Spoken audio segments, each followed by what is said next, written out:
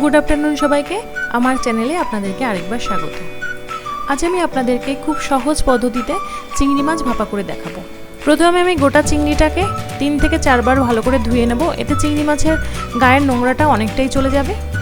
এবার একটা কাঁচি দিয়ে মাথা আর লেজটাকে কেটে বাদ দিয়ে দেব, আর একটা সেফটি পিনের সাহায্যে পিঠের শিরাটা বাদ দেব, আর মাথার সামনে একটা নোংরার থলি থাকে সেটাও আমি বাদ দিয়ে দেবো।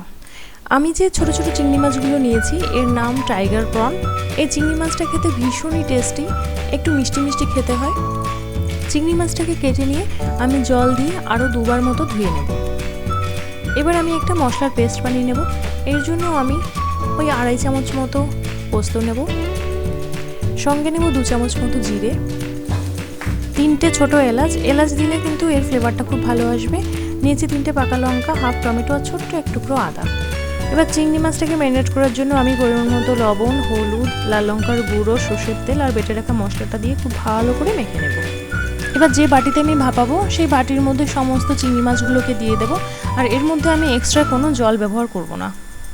এবার একটা প্রেসার কুকারের মধ্যে অল্প পরিমাণে জল দিয়ে তার মধ্যে টিফিন কৌটোটা বসিয়ে দেবো, আর প্রেসার কুকারের মুখটা বন্ধ করে দেবো।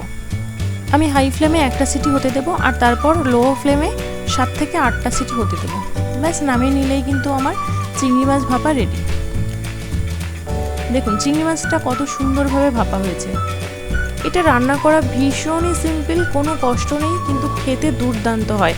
একবার বাড়িতে এইভাবে তৈরি করে খেলে আপনি বারবার এভাবেই তৈরি করবেন।